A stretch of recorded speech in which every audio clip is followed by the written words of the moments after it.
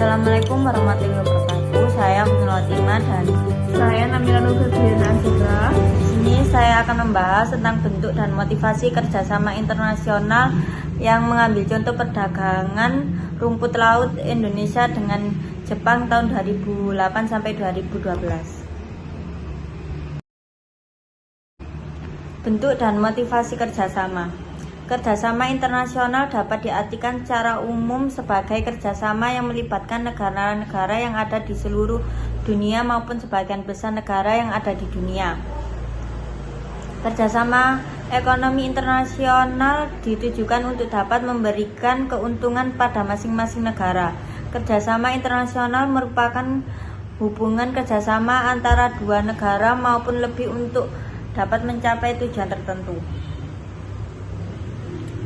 Contohnya, itu kerjasama perdagangan rumput laut Indonesia dengan Jepang tahun 2008 sampai 2012. Hubungan kerjasama antara negara sudah menjadi suatu hal yang sangat wajar dalam meningkatkan perekonomian suatu negara.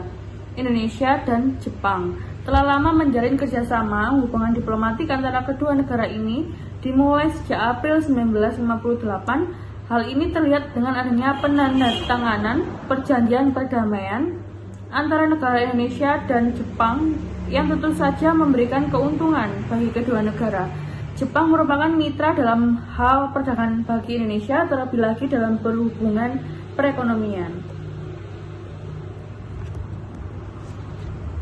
Kerjasama perdagangan antara Indonesia dan Jepang telah ditingkatkan setelah adanya Indonesia-Japan Economic Partnership Agreement atau IJPA, yaitu suatu bentuk perjanjian bilateral dalam hal perekonomian antar negara Indonesia dan Jepang yang merupakan Free Trade Agreement atau FTA pertama Indonesia. Perjanjian ini bertujuan untuk memperlancar perdagangan dan investasi antara kedua negara.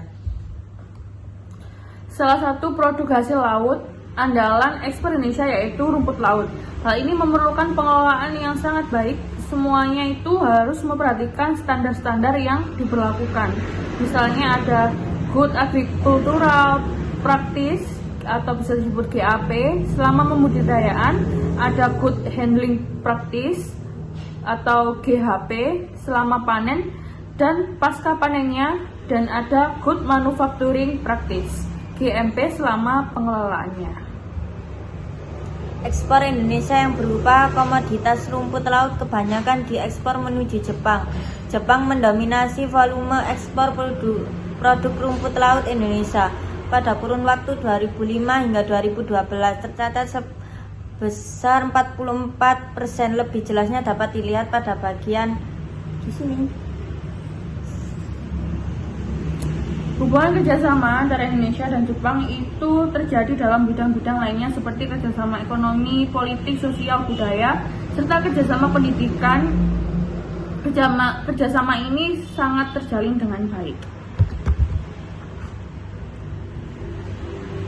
Jepang dinilai kurang mampu dalam mengartikulasi kebijakannya secara jelas, sehingga menimbulkan pikiran yang negatif dari negara-negara yang di kawasan Asia, mengingat trauma yang dilakukan pemerintah Jepang pada masa PD2. Setiap gagasan Jepang mengenai peran barunya selalu ditanggap dengan dingin oleh negara-negara di kawasan tersebut. Oleh karena itu, dalam hubungannya dengan negara kawasan Asia, termasuk Indonesia, Jepang lebih banyak menggunakan potensi-potensi ekonomi kebijakan yang diterapkan dikenal dengan New Eight Plan atau New Asian Industrial Development. Kebijakan ini merupakan awal dari perubahan besar dalam kerjasama ekonomi Jepang. Kerjasama tersebut meliputi ODA atau bisa disebut Official Development Assistance, investasi dan perdagangan.